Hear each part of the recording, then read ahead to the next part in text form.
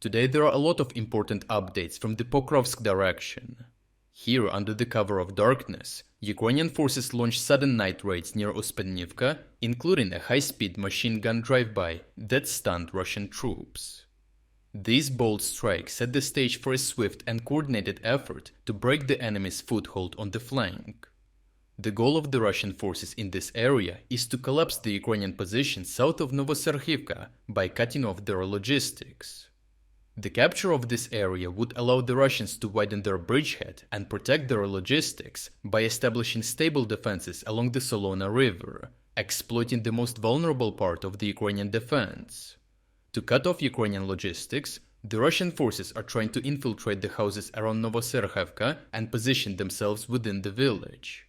This would position the Russian fighters along the main Ukrainian supply road to Uspenivka, which the Ukrainians used to deploy their infantry across two nearby bridges on the Solona river from Novoserhiivka. Furthermore, the hills north of Novoserhiivka are at a high elevation, so Russian control of the village would also enable them to enforce fire control over the dirt roads to Uspenivka in the fields, which would force the Ukrainian forces to withdraw.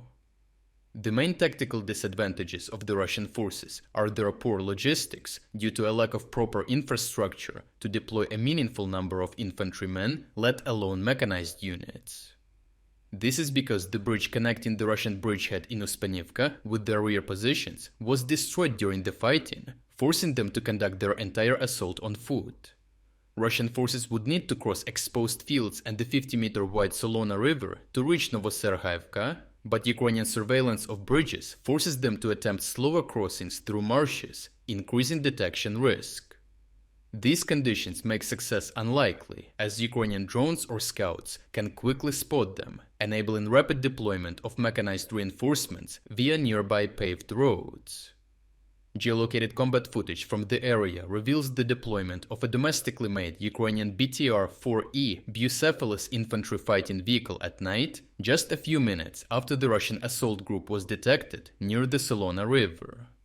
This spoiled the attacks of Russian infiltrators, whose positions were earlier detected by Ukrainian drone operators, allowing the crews of BTR-4Es to use the heavy firepower of their 30mm autocannons, to whose more destructive ammo and rate of fire decimated the Russian infantry units and their positions, inflicting severe losses.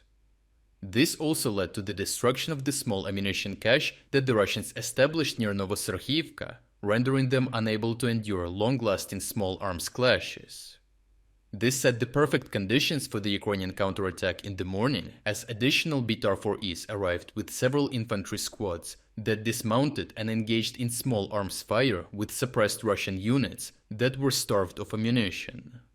Given that their attack was spoiled and readily countered by the Ukrainian forces that quickly reacted, cleared the gray zone, and forced the Russians to withdraw due to heavy losses and inability to advance, sustaining yet another failure at improving their positions on the western flank of Pokrovsk. Overall, the Russians gambled with a risky operation to reach Novoserhiivka and cut off the key Ukrainian logistics for expansion of their positions on the western flank of Pokrovsk, only to be swiftly dealt with and eliminated by the Ukrainian forces. Russians understand that, in order to conduct their main offensive towards Pokrovsk, they must first secure their logistics on their western flank of the city, which is why they will persist with assaults here and intensify them. If you are against the invasion of Ukraine and you want to support the work that I am doing, consider subscribing to our own independent news website. Here you can find our exclusive strategic insights, comprehensive overviews of all fronts, and regular tactical analysis videos. By subscribing, you will not only show your support for this channel, but also help and defend independent journalism. The link to our website is in the description. Thank you for watching this report, and I appreciate everyone who stepped up to join us.